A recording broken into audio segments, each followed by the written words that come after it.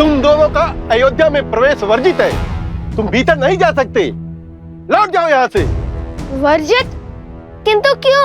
अच्छा, पाप करके दंड का कारण पूछ रहे हो?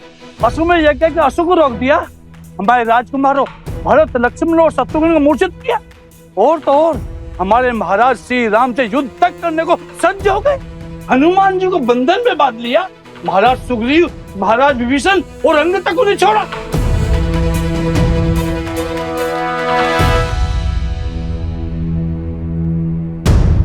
आपको तो पूरी घटना का स्मरण है।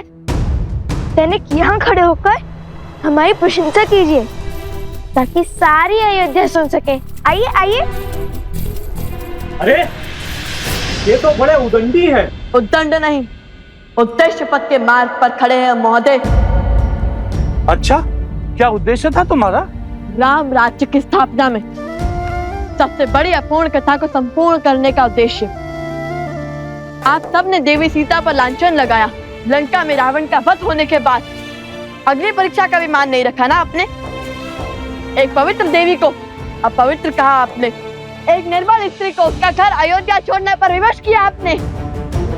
ये क्या कर रहे हैं? महारानी का उल्लेख क्यों छेड़ा? एक वस्त्रक ने तनिक सा विष क्या उगला, आप सबने लोक अपवाद की तनिक सी चिंगारी को धड़कती अग्नि बना दिया। अपनी ही महारानी से उनका सुख, सम्मान और परिवार छीन लिया आप सबने। कुछ अनुचित नहीं किया हमने। यदि हम पापी होते, अनुचित होते, अन्यायी होते तो हमारे महाराज श्री राम अपनी पत्नी का परित्याग कभी नहीं करते। अपनी पत्नी का परित्याग नहीं किया तो श्री राम ने, बल्कि आप जैसे लोगों की छोटी सोच के कारण सिया राम को इतना बड़ा त्याग करना पड़ा। सिया राम ने एक दूसरे से दूर होकर रहना स्वीकारा और सिया राम के वियोग की उत्तरदायी ये पूरी अयोध्या है। दूर हमारे राज्य में आकर हमें ही अनुचित सिद्ध करना चाहते हो। सांझ को कैसी आंच? श्री राम और माता सीता को योग का विष आप सबने दिया था। आपकी पिछड़ी सोच ने दिया था, और जब तक आपकी ये सोच नहीं बदलेगी तब तक उनका एक होना असंभव है।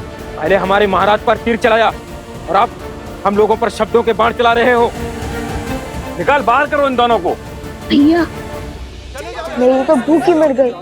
अब न अयोध्या अपना घर लग रहा है और न ये प्रजा अपना परिवार।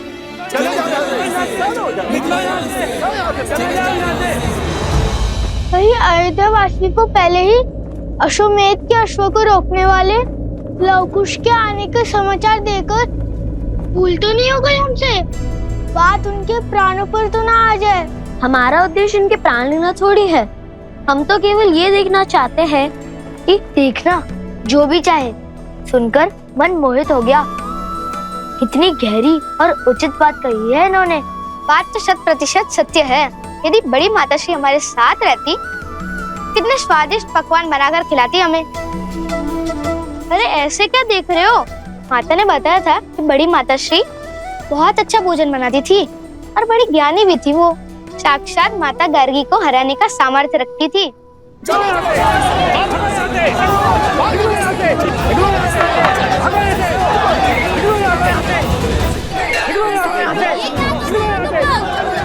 रुक जाओ, ये क्या कर रहे हो?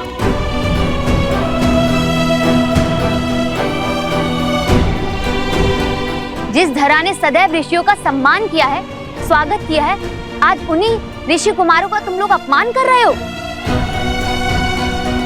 तुम लोगों को इन्हें बाहर भेजने का कोई अधिकार नहीं है। बीच में मत बोलो स्त्री, जाकर चूल्हा चौका संभालो।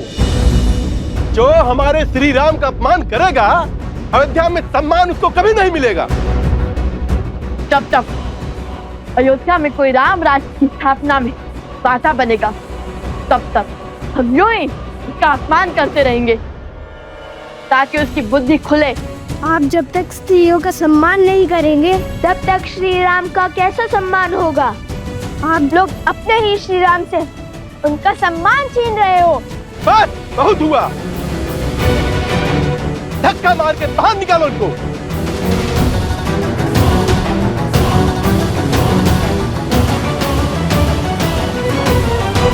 बात हाथ से निकल रही है।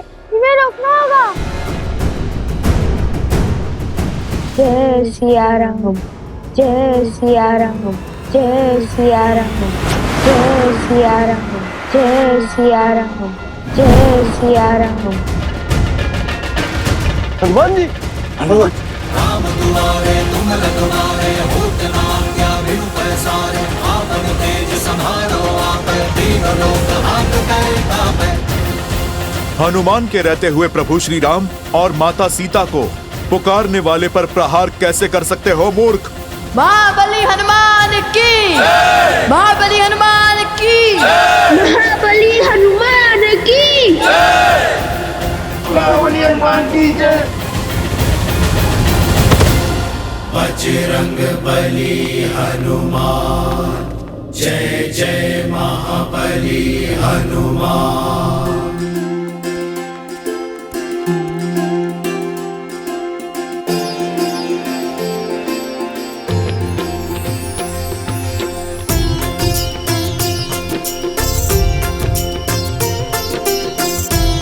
वायु का वेग और प्रकृति की पुकार कह रही है, आज कुछ विशेष होने वाला है।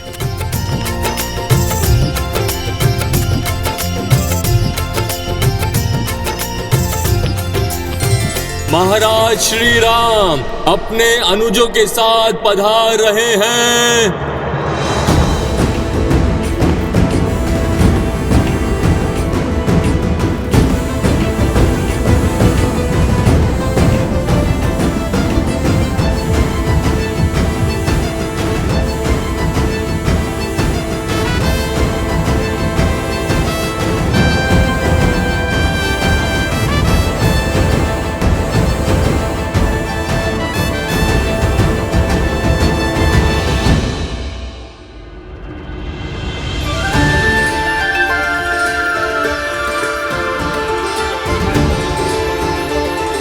जय श्री राम, जय श्री राम, जय श्री राम, जय श्री राम, जय श्री राम, जय श्री राम, जय श्री राम, कृपालु भज मन हरण भव भय तारुण्यम।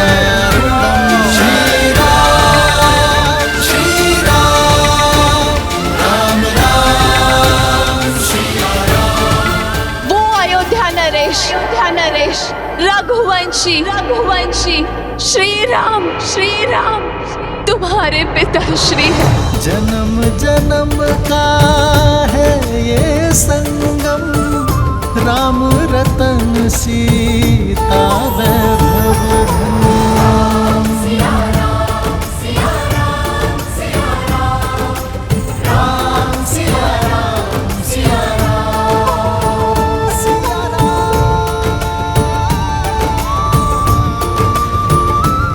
पिताश्री, हमारे पिताश्री। राम सिया राम, सिया राम, सिया राम, राम सिया राम, सिया। एक बात स्मरण रहे, भगवान वाल्मीकि ने अभी तक तुम दोनों को सत्य प्रकट करने की अनुमति नहीं दी, इसलिए जब तक उनका आदेश ना हो तब तक किसी को नहीं बताना।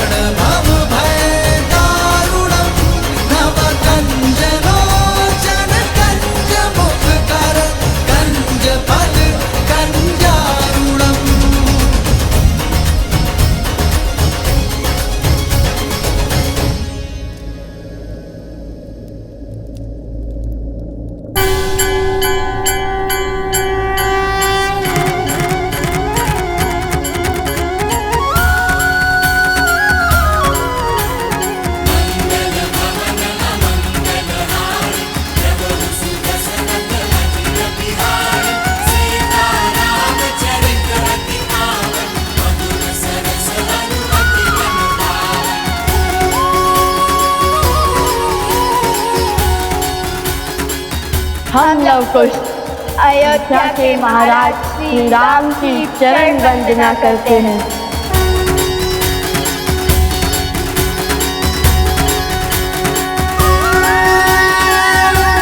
आयुष्मान भव।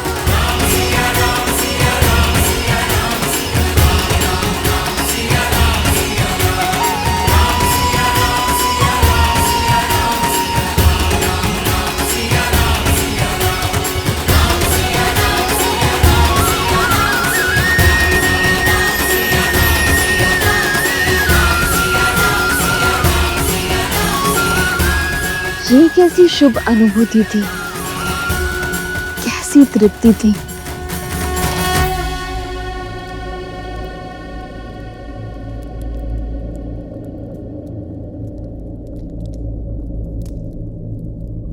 क्या हुआ महाराज? ये लड्डू की सुगंध।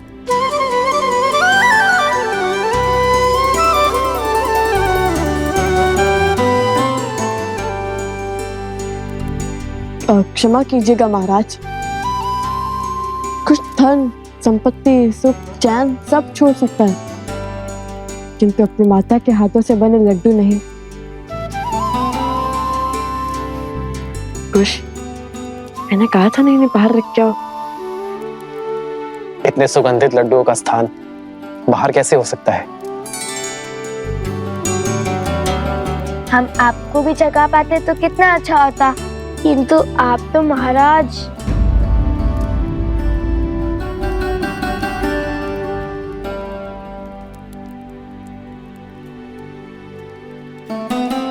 जिन्होंने शबरी के जूठे बेर खाए, उन्हें तुम श्रद्धा से जो अर्पण करोगे वो प्रेम से खा लेंगे।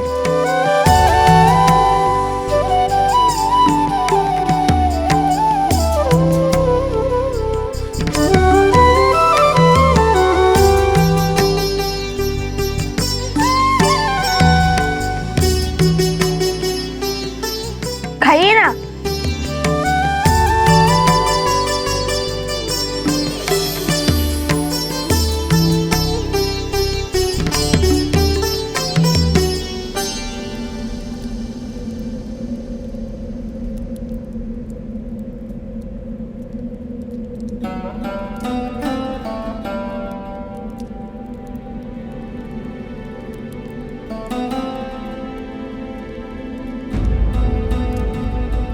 जन्म जन्म का है ये संगम, राम रतन सीता वैभव सीते।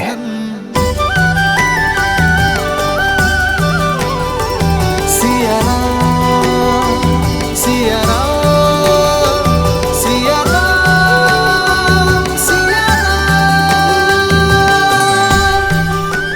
श्री राम।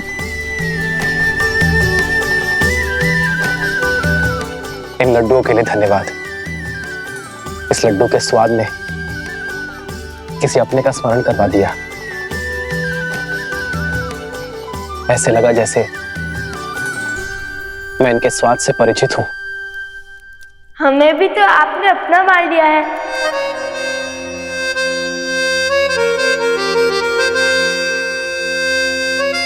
तात्पर्य है अपनी प्रजा।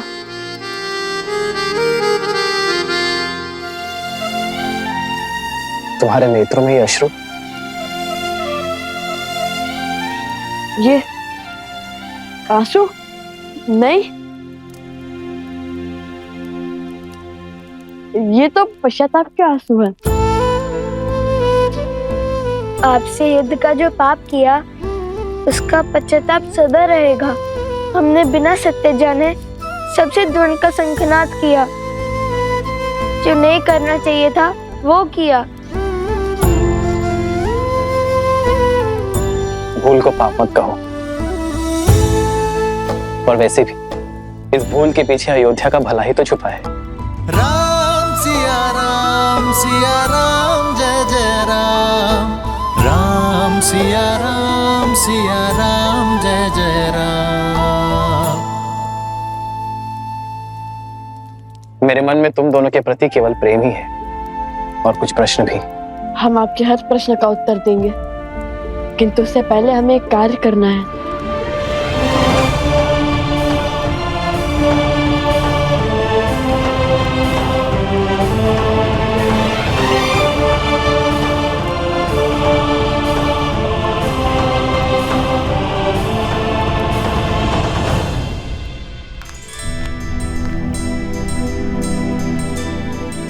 क्षमा कर दीजिए हमें ज्येष्ठ राजानुज, जिन्हें स्वयं श्री राम ने क्षमा कर दिया। उन्हें मुझसे क्षमा याचना करने की क्या आवश्यकता? भैया की क्षमा में ही मेरी क्षमा है।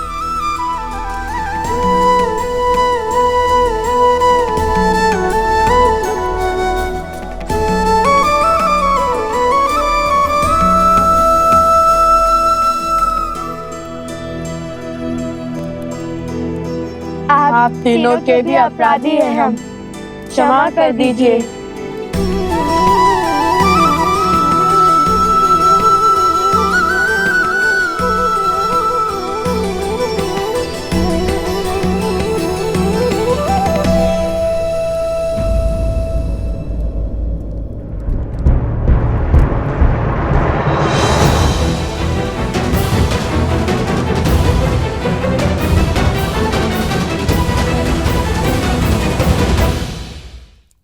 भैया, जब कहा था माता ने कि उनके प्रिय छोटे देवर कुछ अधिक ही क्रोध में रहते हैं, इसलिए इनसे क्षमा मांगना अत्यंत आवश्यक है। माता के लाडले हैं और पिता के सबसे प्रिय अनुज हैं।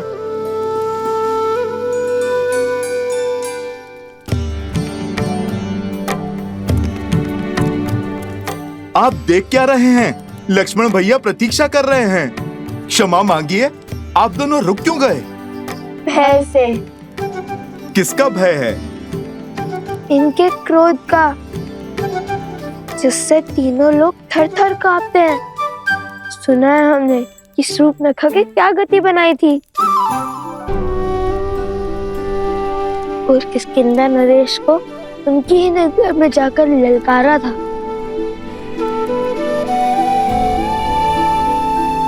कहीं हम नन्हे बालकों पर बरस पड़े तो?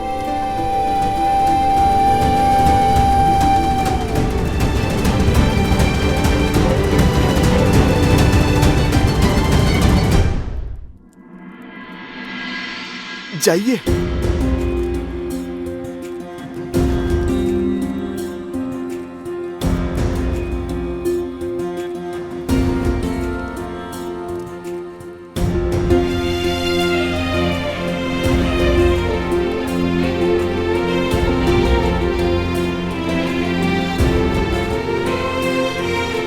मुझे क्रोध तुम दोनों के युद्ध करने के निर्णय पर नहीं आया था।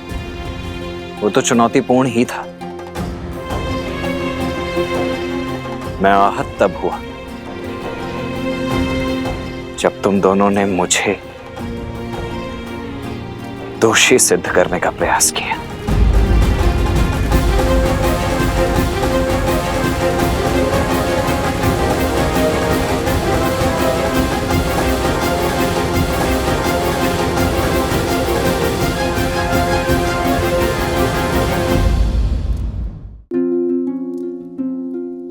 मुझे क्रोध तुम दोनों के युद्ध करने के निर्णय पर नहीं आया था।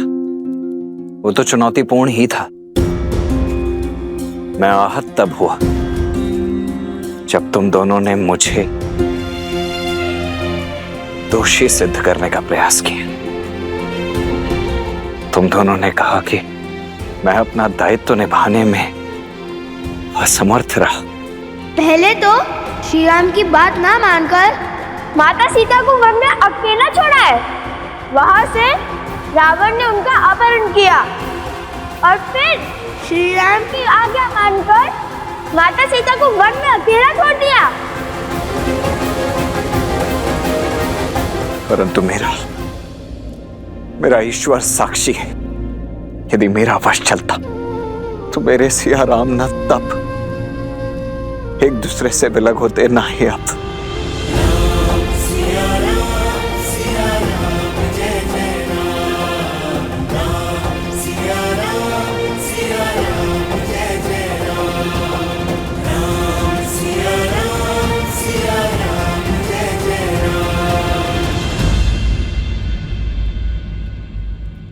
इसी पाप का प्रायश्चित्त करने आए हैं हम। इसी भूल की क्षमा तो चाहते हैं हम आपसे। हमने आपको क्रोधित किया, आपको हराने के लिए आपका अपमान किया। आज यदि आपने हमें क्षमा नहीं किया तो माता भी हमें कभी क्षमा नहीं करेंगी। एक मुख सूरज एक मुख चंदा, दिए सिया के सुख आनंदा। एक एक आत यमज युगला जानकी सुत रूप नव कुश बोला जानकी सुत रूप नव कुश बोला। सत्य तो ये है कि संसार में लक्ष्मण जी जैसा आज्ञाकारी भाई आज तक ना समर्पित देवर ना कोई हुआ और ना होगा, जिन्होंने माता सीता की रक्षा में श्री राम की सेवा में 14 वर्ष पलक भी नहीं झपकी। क्षमा कीजिए हमें।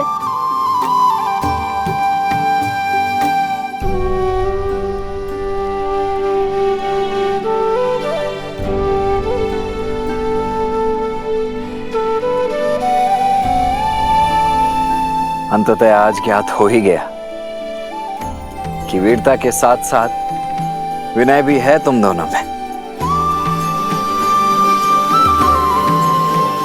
यशस्वी भव।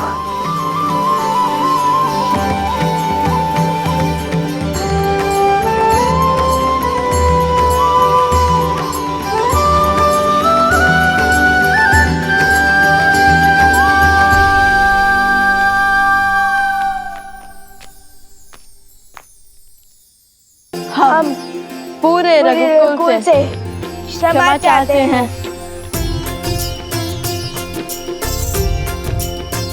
अयोध्या में तुम्हारा स्वागत है लवकुश। तुम मेरे अतिथि हो। तुम्हारी व्यवस्था हनुमान को दे दी गई है। निश्चिंत होकर अयोध्या में रहो और अयोध्या को अपना ही घर समझो। और अब मेरे एक प्रश्न का उत्तर दो। तुमने मुझे और जानकी को मिलाने के लिए मुझे ही चुनौती दे बैठे। इतना बड़ा संकट उठाया, अपने प्राण तक दांव पर लगा दिए। दो अपरिचितों को मिलाने के लिए इतना कुछ क्यों किया तुम दोनों ने? उस भूल के लिए हम क्षमा प्रार्थी हैं। हमें स्वयं अब समझ में आया है कि हमारा युद्ध आपसे कभी था ही नहीं, बल्कि आप जिस प्रजा को बचाना चाह रहे हैं, हमारा युद्ध तो उसके सोच के विरुद्ध था। उस लोक पाप के विरुद्ध जिसके कारण आप और माता सीता अलग हुए। ये संसार उचित अनुचित, धर्म और अधर्म, न्याय और अन्याय का अनूठा संगम है लवकुश। किंतु जब जब कुछ अनुचित घटता है तो उसका दायित्व लेकर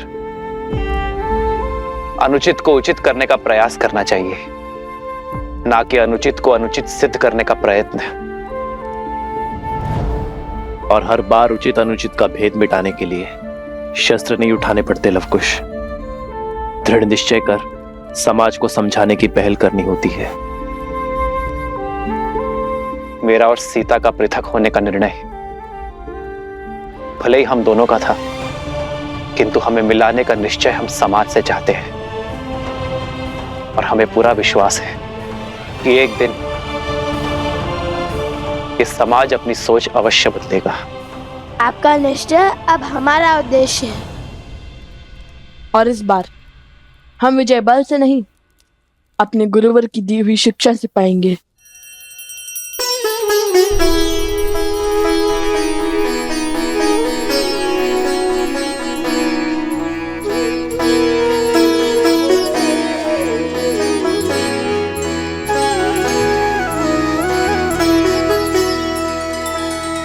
श्री रामचंद्र कृपालु भज मन हरण भव भय दारुणम नव कंज लोचन कंज मुख कर कंज पद कंजारुणम भगवान की अवतार का केवल नहीं गुणगान है।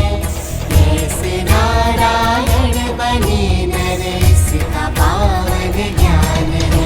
सिया राम सिया राम सिया राम सिया राम सिया राम सिया राम सिया राम सिया राम।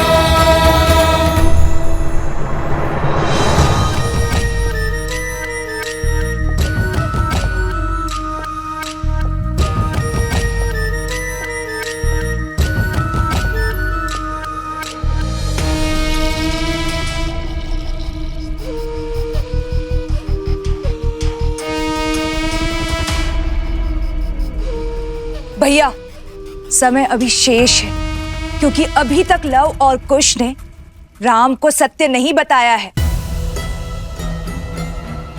और अयोध्या वासियों को भी नहीं पता कि वो दोनों राम और सीता के पुत्र हैं। भैया, वर्षों पहले जो लोकपवाद का खेल आपने खेला था, उसे संपूर्ण करने का समय आ गया है भैया। असुरी सोच और स्त्रियों के अपमान का जो बीज आपने जन मन में बोया था, वो परिपक्व हो चुका है भैया।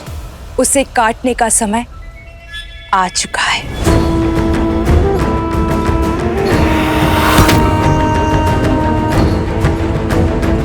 अब होगा मेरी माया का शंखनाद।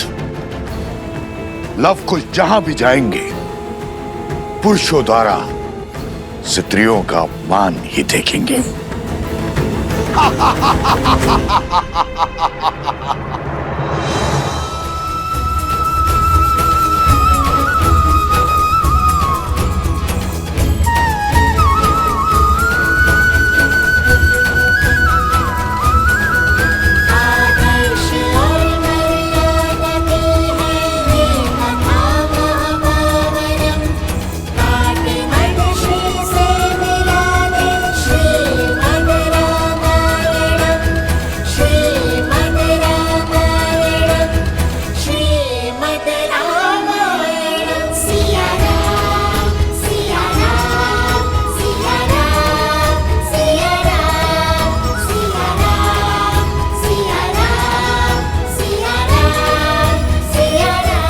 कभी कोई कार्य अच्छे से नहीं हो सकता तुम स्त्रियों से।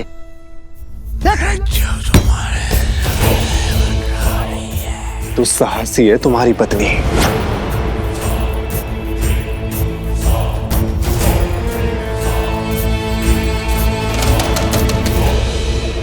अन्य पुरुष से बात करते लज्जा नहीं आती तुम्हें? घर चलो, आज तुम्हें ज्ञात होगा कब किससे और कैसे बात करनी चाहिए। साहसी,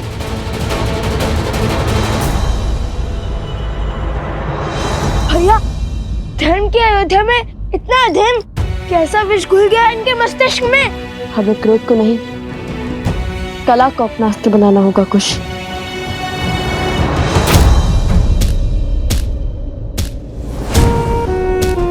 भैया, वो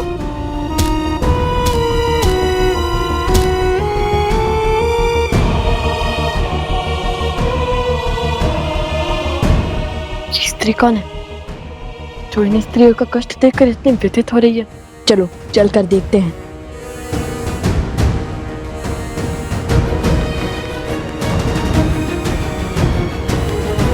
अशुभ है बड़ी बहू के साथ पूजा करना। बड़ी बहू, तुम पूजा से उठ जाओ। तुमने केवल बेटियां ही जन्मी हैं। छोटी बहू को केवल पूजा करने दो। वो शुभता की प्रतीक है। उसने श्री राम लक्ष्मण जैसे पुत्र को जन्म दिया है।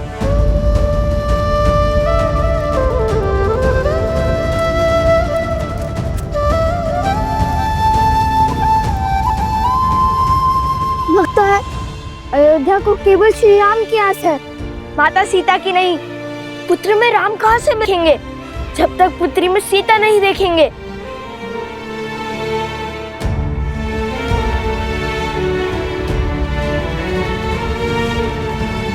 अभी तक जल नहीं भरा, कोई कार्य समय से नहीं होता तुमसे। मैं पूरा दिन खेतों में बैलों की भांति जुटता रहता हूँ। तुम सारा दिन सखियों के साथ बैठी बतियाती रहती हो। गृह कार्य भी ठीक से नहीं होता तुमसे। शीघ्र चलो, सूर्यास्त होने को है। हाँ, यदि मेरे पति ने मुझे सूर्यास्त के बाद घर से बाहर देखा तो अनर्थ हो जाएगा। महारानी सीता के त्याग के पश्चात सोचा था परिस्थिति बदल जाएगी, किंतु सब विपरीत ही हो गया है। चलो।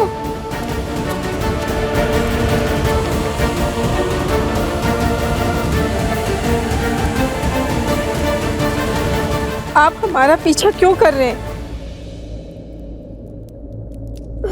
कुछ पूछना था आपसे। आप रो क्यों रही थी? उन स्त्रियों की व्यथा देखकर आप इतनी व्यथित क्यों हो रही थी? क्या वे आपके संबंधी हैं? आपकी आंखों में अश्रु और मन में कष्ट था। सिर भी पीट रही थी आप अपना। यदि आप उनका दुख समझती हैं तो उसे कम करने का प्रयास क्यों नहीं किया? आपका पीछा करते हुए जब अयोध्या की गलियों से निकले तो अयोध्या के घरों की कहानी पता चली। हे देवी, कृपया करके अपना परिचय दीजिए, अपने पीड़ा का कारण भी बताइए।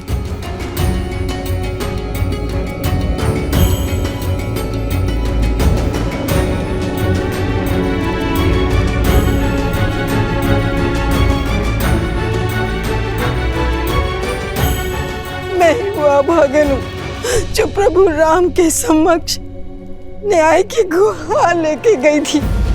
भयानक आंधी और वर्षा हो रही थी, इसी कारण मैं अंधकार के पूर्व घर न लौट सकी। सिर्फ इसीलिए मेरे पति ने मेरा बहिष्कार कर दिया।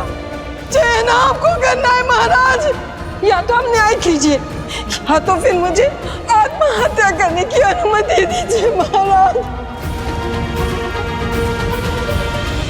अयोध्या के महाराज ने मुझे न्याय तो दिया,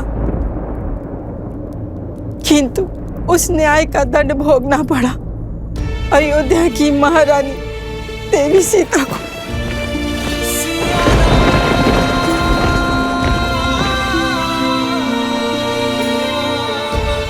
लोकापात के श्राप ने अयोध्या के हर घर को ढस लिया। मैं वो पापन हूँ जिसके कारण इस समाज ने सीता और राम को भिन्न किया।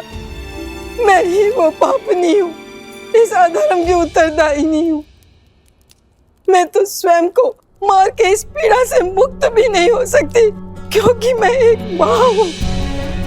और अगर मैं मर गई तो मेरे बाद मेरे संतानों को कौन संभालेगा? कौन संभालेगा? कौन संभालेगा? हमारी अयोध्या पहले ऐसी नहीं थी, फिर न जाने कैसे प्रजा की सोच इतनी मलिन हो गई। श्री राम अयोध्या के राजा हैं, यदि वो चाहे तो एक आदेश पर क्षण भर में सब कुछ ठीक हो सकता है। भला उन्हें कौन रोकेगा?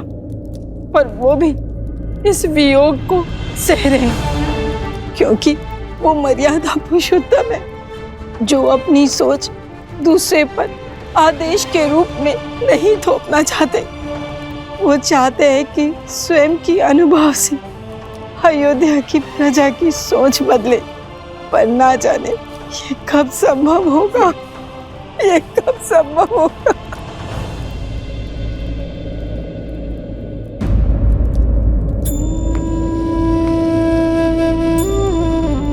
माते नहीं, मुझे इतना आदर मत दीजिए। मैं केवल एक वस्त्रखोर ऋषि कुमार हूँ। केवल मुख से माता ही नहीं कहा है, अपितु आपको मन से भी माता ही माना है हमने। और हम अपनी माता का रोते हुए नहीं देख सकते। जो पीड़ा का दंश आप झेल रही हैं, वो हमें भी कचोट रहा है। हम भी देवी सीता और श्री राम की मिलन के अभिलाषी हैं, और हमारा मार्ग ना युद्ध का है और ना द्वंद का। न्याय के लिए अन्याय को मिटाना होगा। अयोध्या वासियों को स्त्री के सम्मान का महत्व समझाना होगा। उनके मन को पुनः पवित्र करना होगा। आप यहीं रुकिए, हम अभी आते हैं, कहीं जाइएगा नहीं।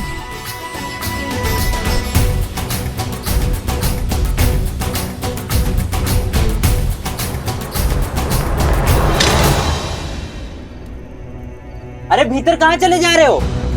श्री राम से मिलने। और हम तुम्हें जाने देंगे?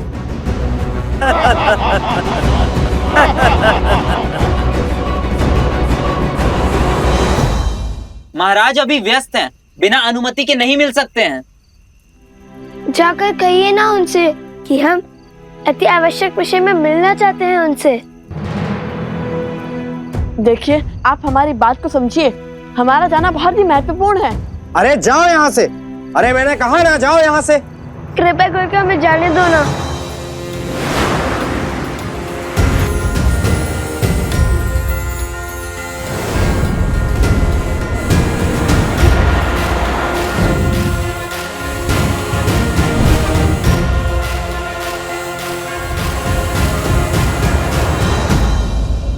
क्या हुआ? हनुमान जी, हमें इसी क्षण प्रभु श्री राम से मिलना है, और इस समय यदि कोई है जो हमें श्री राम के पास ले जा सकता है तो वो केवल आप हैं। बात वचन की है हनुमान जी, किसी को लौटाने का वचन देकर आए हैं हम। सहायता कीजिए ना हनुमान जी।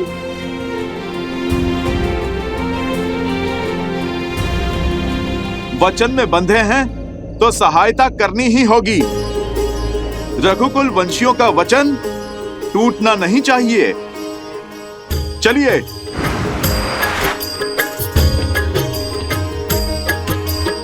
जय श्री राम।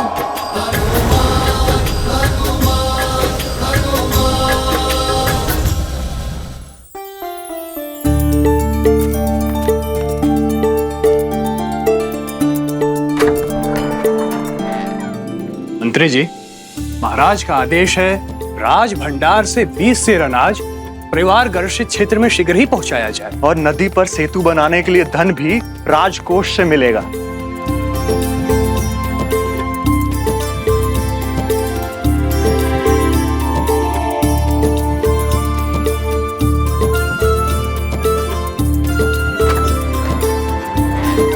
अद्भुत, इतने बड़े कौशल राज के महाराजा होने के बाद भी सूर्यास्त के पश्चात ये कार्य कर रहे हैं। पिता किसके हैं?